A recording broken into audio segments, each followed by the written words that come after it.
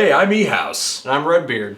And yeah, we're together again at long last. Woo! Been a while since we did a video together. It has been a while. I'm stupid having work and adult responsibilities and crap. It sucks. Sorry, not sorry.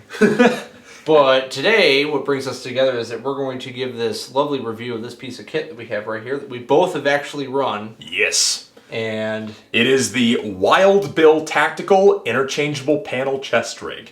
Yeah. So one of the first things we can talk about first is our kind of like our what we use first impressions. Yeah. First impressions, what we use it for, that kind of things.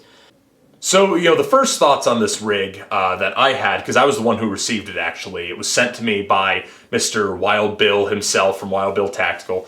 And he's a kind of a startup gear maker based in California. This is one of his first major projects, and he wanted someone to run it hard and review it, and well, that's what I'm doing. So what I've got here is the rig, and my first impressions of it are that it has a lot of features. There's a lot there, maybe more than some people will be looking for in a chest rig, and maybe some that you might not take advantage of.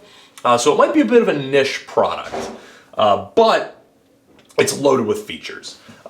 This admin panel is removable, and you can run that in and out with Velcro, and is very sturdy in there the way it's held, actually. I'm very impressed by that.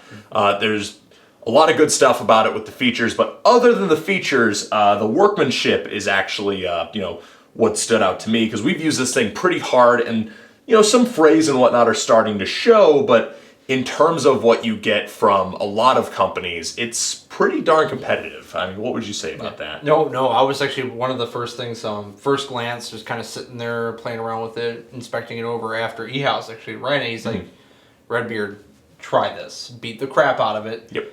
Make your notes, then we'll compare them, and this is what we did today. Yep. So one of the first things that I actually took note of, a lot of this was the evenness of the stitching. Kind of one of the problems, or used to be the problem of Condor, or CBC with Condor gear, is that it's not, the stitching's not even. Yeah, so and the molly spacing especially. Yes. And actually the molly spacing on this is actually very even. It's actually very well built. The elastic that's actually here that you see is actually pretty stiff. Yeah, the elastic is actually really good quality stuff. Yeah. The buckles too. The buckles are generally very high quality. These right here, and they do work well with any of the Velocity Systems buckles. Just as a test, I put my Haley Strategic rig on here, which, he does advertise it will work with that, but for me, it kind of became, yo dog, we heard you like chest rigs, so we put a chest rig on your chest rig. What's wrong with chest rigs on chest rigs?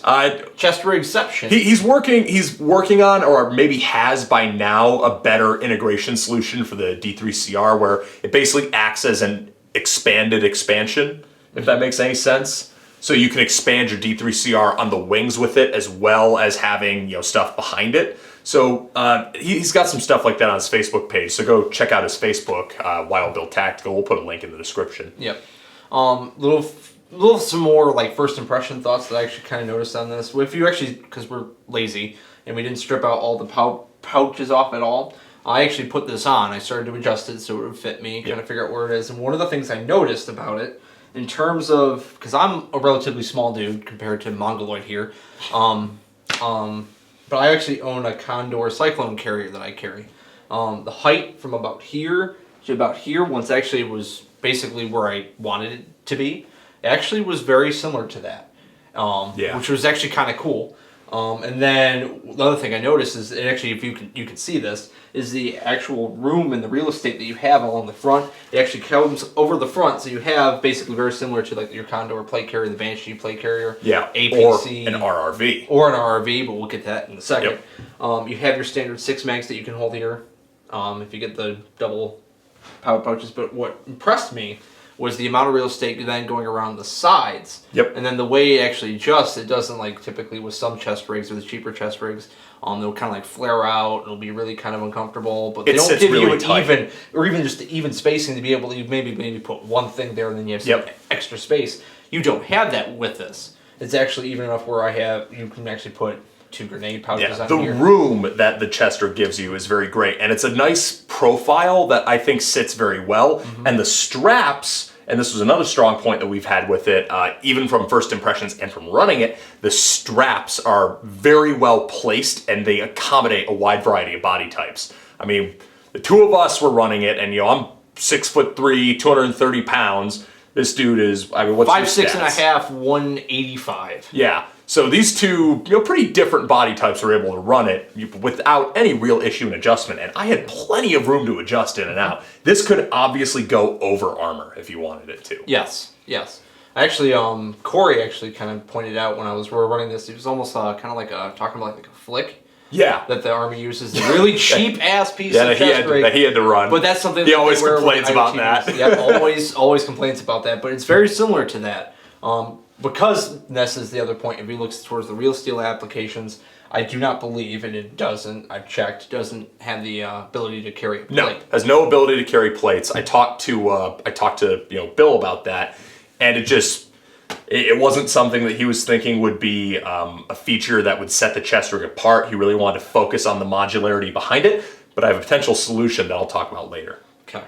But going back to the straps though, one of the things, when I actually loaded this all up, one of the things that kind of struck me, I thought maybe that the straps actually were going to be a little too wide at times. Mm-hmm. Initial thoughts. Oh yeah, I thought it was going to be too wide, and then once you wear it, and then all of a sudden you realize, as I'm running around, the weight distribution of all the weight. Granted, I'm not carrying actual airsoft here. Yeah. Not like I'm running around with actual with like plates 6 and 30 round mags and all that. Full brass in them or like that. But what I did notice was that the weight distribution, it didn't ride up, it didn't sag down at all. It all sat there, actually right where it was supposed to be, regardless of whether I was sprinting my butt off, which I did, crouching, or even going prone. I actually spent a good amount of time this past weekend at River City Airsoft for Apple Winters End, actually laying down with this thing, and I actually didn't even realize that it was there. It didn't, like, the straps didn't come up and get up in my ears or rub up against my neck or anything. No, the whole thing is very well built to stay in place, and that's a big point I want to give. To Mr. Wild Bill, is the design of the chest rig, while obviously inspired by others that came before it, is executed in a manner that works very well. Mm-hmm. All right, so moving on to another one of the features of the chest rig that I think can be a big pro of the chest rig, because just no other chest rigs that offer it, is the interchangeable panel feature. And that obviously means you can undo these buckles and peel this whole front part off. Now that's actually really nice because it does come with one panel, but this will take LBX Assaulter panels, this will take Mayflower Systems panels, any of the standard Mayflower, LBX, Haley Strategic, anything compatible with that Velocity Systems quick detach will work. And obviously, that's the feature that gives this rig its name, is the interchangeable panel rig, is the fact that it has that, switchable capability to run, any weapon system, a wide variety of attachments, and a wide variety of setups. So what I like about that is that it's very flexible, and you don't need to undo MOLLE and, reweave all kinds of stuff to switch setups. And as far as I know, there are no other chest rigs on the market that offer this capability, and that's what Mr. again Wild Bill was talking about, is he wants that all to be a unique feature of this chest rig. But in terms of other modular features, this admin panel can come off. As opposed to RRVs and other chest rigs, this entire admin panel is Velcroed in to these shoulder straps. And it's very, very sturdy. All the Velcro on here, all the hook and loop, is very high quality. It's really well done. And this will come out entirely. And you can just run it as this chest rig. Then behind it, if I can get this off real quick, I'm just going to cut this part out. And now we've got the back of the rig showing, and behind it you have this Velcro panel. So if you want, you can take this off and integrate any number of accessories in there. And you can also see where the admin panel goes in. I actually found this whole Velcro setup, because it goes on both sides, I found this handy for running a handgun in the internal pocket, because you could actually stuff a handgun all the way down into this fully Velcro lined pocket, and you would have the ability to run your handgun. And there is an admin pocket, another map pocket integrated in front of that. So you essentially get to use the handgun insertion feature in that rearmost pocket and you get to use the map feature in that front pocket. And then, because I heard you like Velcro, we have more Velcro for where you're holding on the assault panel. So you have 3 layers of Velcro. So while that sounds like it would be super high profile, it's actually pretty thin because it's not as thick as a plate carrier, obviously. No. It's a little thicker than some other chest rigs, but it doesn't detract. It sits well. It works really well. You also can run these, I've got these Cry Precision embedder pouches that I put in there that you can make work really well. But that's where we also run into some of the constructive criticism of this rig. So let's start breaking down into some of the things. We've gone over some of the crazy features. Let's talk about some of the suggestions we have. Okay, so first suggestion I have is the ability to accept a plate with this rig would help set it apart, especially at the price point, because it is a $120 chest rig. For $120, there's a lot of great chest rigs out there you can get, and I think that the ability to set this rig apart a little further would be if you could figure out a way to put plates, and I have an idea for that. Again, if you look at the back, there's so much Velcro there, I'm willing to bet you could Velcro together a harness system, much like how the RRV has it.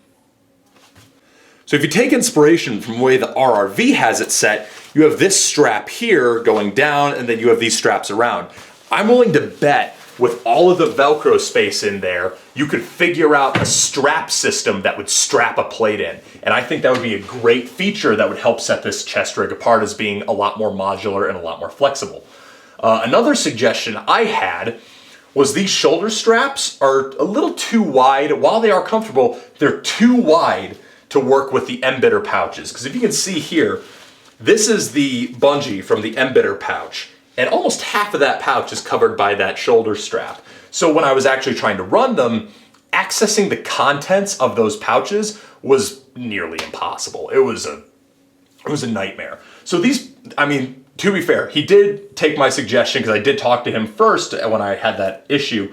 He did lower these slightly in terms of their width. So now they're a little more padded, I think, as well. They're a little thicker, and they're a little thinner in terms of the actual horizontal profile. They can also accept shoulder straps now. So he's got some shoulder straps you can put on there. They've got a little thinner, and now it's easier to access the internal embedder pouches. But now, my only one, coming from a guy that's really not so much of a gear whore like E-House here, who is spending oodles and oodles of dollars and fancy dancy ass milsim stuff because he's a hardcore milsim guy, try hard. LARPerate hard. He's so hard you tear your good knee, the meniscus in your good knee. Don't tease me like that. Anyway, so coming from a guy, if you were to make like another kind of base model, like this kind of like this, maybe like a little bit lower price, maybe not with so much of all the features, because I do like the chest rig. I would actually love to just run this as my chest rig, just because it was that comfy. Yeah. But with the added features kind of bumping up that cost a little bit, I don't know, being the guy not really average Joe, but the guy that's going to kind of go more for function over fashion. Yeah. Sorry. It's 120 is actually a little high for me in terms of actually minus the pouches, but for what I would see, 120 is a little high for me. I would maybe at the most maybe $100 I'd get down there. Well, because one of the features you actually didn't like, and one of the things that I think could be cut out to reduce cost, is you didn't like the back Velcro. Well, at least running anything back there. Yeah. And so, that's the thing is, and that's where I say this is going to be a very niche product. It's so full of features that, eventually that brings materials cost up, that brings labor cost up. And when you have that many features being made in a small production kind of capacity, you're going to have a higher cost associated. So when you have a $120 chest rig that has all these features you can't find anywhere else, your market's going to be people who are willing to pay for all of those features. And maybe because this is, a one-man show from what I can tell, and this is the fact that this is kind of a side gig for him, I think that might work, is just trying to market it on all those features. But if you wanted to expand your market, I think it would be a good idea to perhaps look at ways that you could simplify the construction and just save some labor and save some money cost. But please, for the love of God, do not sacrifice your quality control, because this, by no means, by me saying that I wouldn't shell $120 for this, is in any connotation saying that this is not worth $120. Yeah, it's just that the feature set isn't what you're looking for. Yes, coming from the one guy that's kind of has my little market itch that I go for, $100 for gear. That's about my price range. Yeah, maybe 115 I'll dabble in, but that's for a plate carrier though. But then I look at it and I compare it to, okay, well, if I want to get an Eagle RRV, that's, a pretty high quality rig as well for $160, which is a pretty feature dry rig compared to this. I mean, the Eagle will carry plates. It does have, all these other traditional features that this obviously kind of mimics, but it doesn't accept interchangeable panels. It doesn't accept embedder pouches. It doesn't accept the Velcro handgun insert as readily while still maintaining the ability to use the map pouch. It doesn't have the totally detachable admin pouch, which I really like. That's one thing I really want to hammer home, is this is a great idea. That's why I don't think integrating... Never mind, I'm getting off track. But this is a great feature-full rig at what I think is a pretty good price point for all of its features. But again, it's going to be a niche rig because not everyone wants all those features. A lot of people would rather spend, I think, what does the Pantac RRV go for if you can find it? Like $120 if you can find it. No, not even that anymore. Yeah, not even? Not even that anymore. Yeah. If you can find it. Yeah. Then you can get, the Condor RRV for $80. Yeah. So that you can get other chest rigs for cheaper that are, of very, very near quality, and that will not have the same features, but will be cheaper. And that's the biggest competition with this rig, is the fact that it has those features, but it's expensive. Yeah. One of the other things I want to mention about this rig is you see these buckles here, but this shoulder strap doesn't actually have the ability to accept buckles. Again, this is another thing I talked to Wild Bill about, but I just want to reiterate. The ability to swap these shoulder straps out and have different harnesses that you could add, and maybe even, integrate it over armor, would be a great feature. I think the ability to swap your harnesses is actually pretty important with chest rigs sometimes. I know that's one of the big improvements a lot of rigs that clone the RRV make over the RRV, is the ability to drop those stock harnesses and run back panels, run Y harnesses, H harnesses, whatever, and you can have all those different capabilities. So again, if you want to make this rig more modular, I would actually say add that. So while Ian's over here saying, this chest rig is, too featureful and too expensive for me, I'm saying, you should do all this stuff that'll add cost and make it more niche. Gear whore. So I guess that's kind of the point of this bounce back and forth between us, is I think it's fair to say Ian represents, your average, gonna shop around and try to find what works best within a budget. And I'm that douche who loves having way too many features that I'll probably never use. You're not a douche. Yes, I am. Regardless. So that's, like I said, that was my feedback, and I think that's fair to say, is this is a niche product. The quality is there, and the consistency is there. If I had any quality-related suggestions, my one thing would be, I can see a couple of spots on the elastic where a couple of the stitching is loose on the ends. So right there, I would say things are kind of catching, but also, to be fair, that's the only spot I see any of that, is right on this shoulder area where you have some of that fraying happening. And I think, part of that might be due to rifle stocks or, thorns, because we were running around the woods a lot. So I would say my only quality-related thing, and bear in mind, this is a prototype. This was one of the first rigs he made. But my only quality thing would be, just make sure you're reinforcing your stitching on these shoulders, especially with this elastic, because that's going to be a high wear area. Mm-hmm. But other than that, everything's really, really solid. The stitching speed and the things are double stitched where they need to be. The Velcro is high quality. The buckles are high quality. Materials and workmanship generally is very, very solid on this rig. As solid as, say, my HSGI Woosatch. I think that's pretty fair to say. Yeah. So yeah, it's a solid rig, and I think the features it offers for the money are great, but it's a relatively expensive rig for guys who are just looking for a grab-and-go chest rig for airsoft. Now, I know one of the areas that Wild Bill's talked about is recreational shooting. He wants to see this being used there. And I think there might be a market there, again, due to the interchange and stuff like that. But that's going to be a very niche market due to the interchangeability. And that's why I think for marketing purposes, things that could help with the marketing is have a solution, maybe not sold with the rig, but maybe available as an add-on for a harness system that can take a plate and have again, I think it should be integrated with the rig from the get-go, have buckles to be able to interchange the straps, and then maybe as an aftermarket thing, have it where, hey, I will sell you these new back panels and these new shoulder pads and stuff like that. Again, if you're trying to bring it to a bigger market.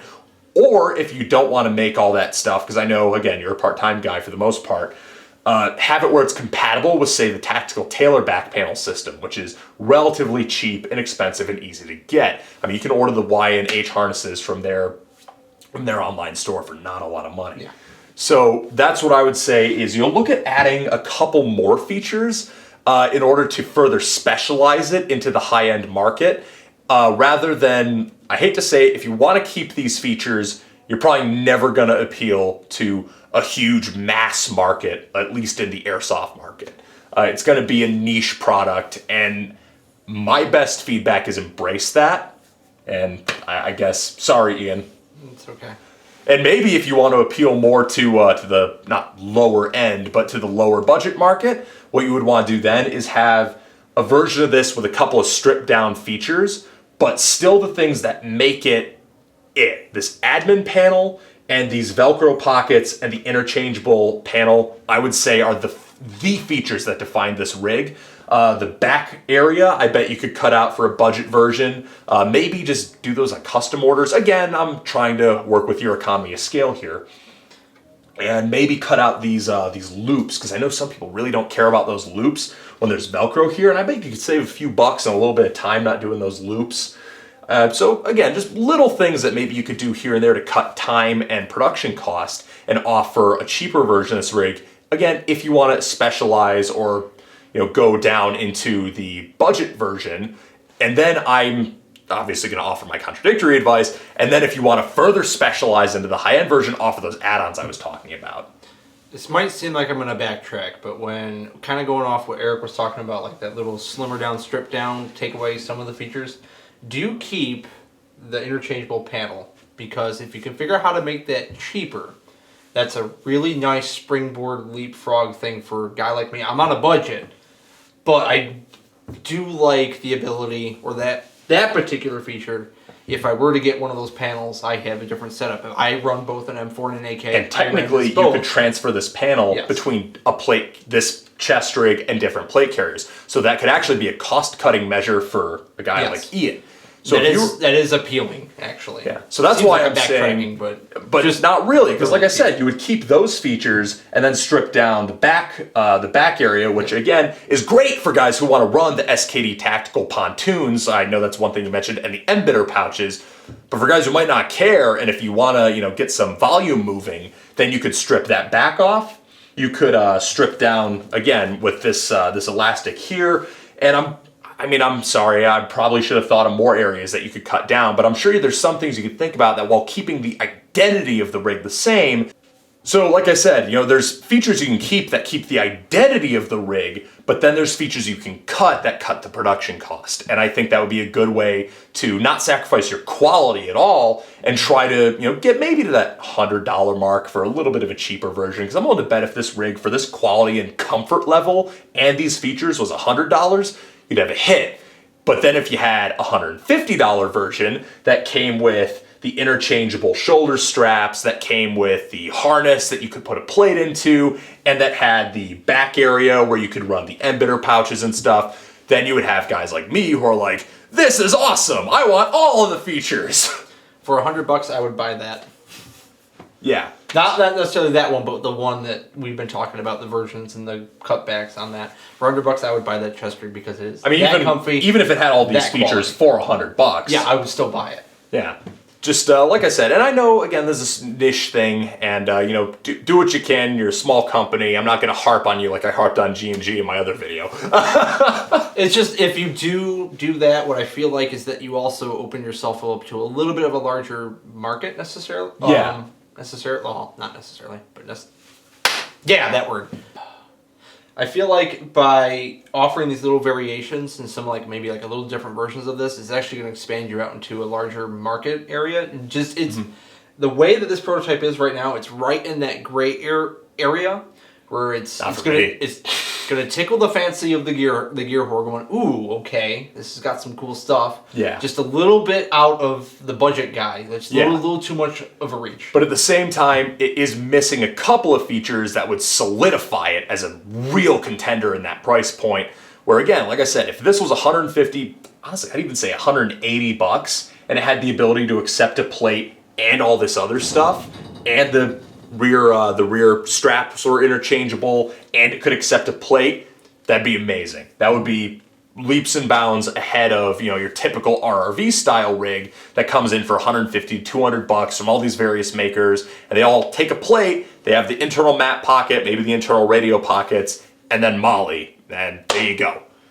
I think having the interchangeable straps, having that removable admin panel, which again, you could integrate that plate harness into, and having the interchangeable panels, of course, and the dual Velcro panels, which again are a pretty big advantage in my opinion, you could do a lot with that. And I think if you market it correctly as just this crazy feature-rich chest rig, then you could have a real market there. Again, a niche market, but you could have it. And then if you want to appeal to a mass market, maybe strip away a couple of the features that add production time and just get it where, hey, it's an interchangeable panel chest rig. I have this really fucking cool admin pocket, which it is really fucking cool. Yes, that's actually one of the things I told Eric after running it this past weekend is that admin pouch is awesome. Yeah. I could use the storage capacity and the comfort in that when you pack it, it doesn't bulge backwards. Yep. And you can carry lovely smoking type things. And cigarettes.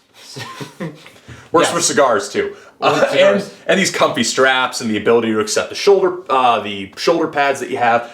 So again, if you kept those features but stripped away, you know, some of the other stuff that adds time and production cost, then you might be able to get the cost of the rig down a little bit and appeal to a more mass market. Yeah.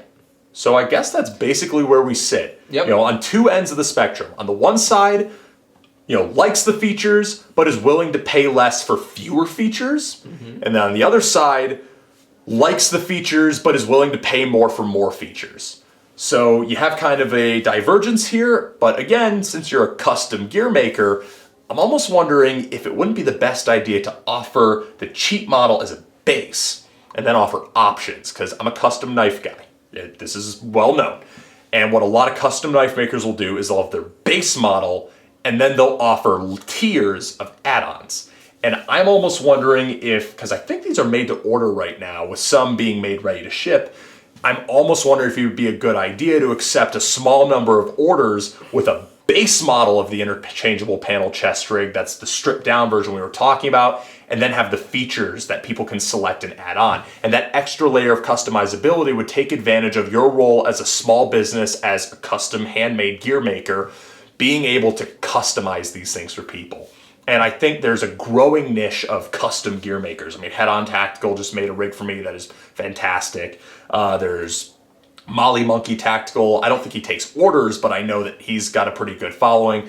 Tactical Tailor, obviously, their bread and butter for a long time, and still for now is custom orders on some of their stuff. SOE or Original Special Ops Gear, they still make a lot of that stuff custom. So being able to take an order like that and accept these different levels of features, I think would be a good move for you. And also for those of you that aren't Wild Bill, he is definitely one guy to check out. His gear kits, pieces of kit, there we go, are definitely high quality. Coming from a budget guy, it might be up there a bit, but the quality is definitely there. And when you're looking for gear, that's one of the things you want, is quality. The quality is there, and I think that Wild Bill is, again, he's a starting out. He's an upstart, but I respect that. Gun Gamers is an upstart. Yes, we are. And maybe that's why we're being so nice to him. So now, from the consumer side of things, wrapping up, is this chest rig worth it? If you're looking for these levels of features in a chest rig, yeah, I mean this is definitely one to check out. Yes. If you are looking for a cheaper chest rig, you're going to sacrifice on features, but you can get a cheaper chest rig than this. I mean, the Tactical Tailor Mav, great chest rig. Doesn't have this kick-ass admin pocket, but it's a great chest rig. He's all about the admin pocket. It's a cool admin pocket! Don't hate me! I'm not hating you at all, I agree with you. Anyways, and the ability to run a handgun and have that internal map pocket is fantastic, in my opinion. So, there's a lot I like about this rig. Is it worth the price? If you're a feature whore like me, I think it is. But I also wish there were more features. I would pay more for more features. But like I said, I think that scaling and that tiering is going to be a strong move for Wild Bill. But as of now, for consumers, yeah, if you want these levels of features, check him out. If you don't, and you don't want to pay for those levels of features, check him out anyway, because, maybe he'll take our suggestions. Yeah. Well, as I mentioned before, it's right in that gray area where if you're looking into becoming that fancy dancy gear whore that likes fancy gear, and you want to grow a beard and tear all your meniscuses because he's your idol, then this would be actually a good piece of kit that would be worth actually maybe possibly taking a gamble on. Yeah. It's right in that gray area where you might be able to dabble in it and not sacrifice, well, it's not going to sacrifice quality at all. But it's one of those things where for me, it's quality. It's just a little expensive. Little expensive, but it would be worth it. Yeah. So yeah, I guess that's it. Yep, that's about it. So I hope you've enjoyed our incoherent rambling. You're definitely going to enjoy the bloopers. Oh, yes, you are. But yeah, so again, many thanks to Wild Bill Tactical for sending us to this for review and for testing. I hope you found our feedback helpful, and you consumers out there who are looking at this rig or maybe have never heard of this guy, I hope we've brought you some insight. Yep. So I'm E-House. And I'm Redbeard. Boom. I was going to see how long it took before you said something. Boom.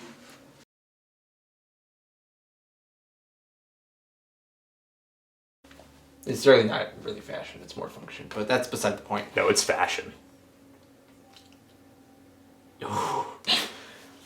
You could cut some of these cut some of the cum. Never cut the cum. Yeah. So It's a blooper. yeah. But anyways, gotta root for the little guys. yeah. Not you, me. But Fuck you, I'm the little guy. fuck you too. What, you want to go? Let's go. And there's no longer a Redbeard. I'll just kick you with an E. It'll be fine. I'll fucking beat you to death with Yeah. my broken leg. I would kind of like to see that. Would you guys like to see that? Yeah. Like, comment, and subscribe. And that's all, folks. God damn it. And right there. Fucking A.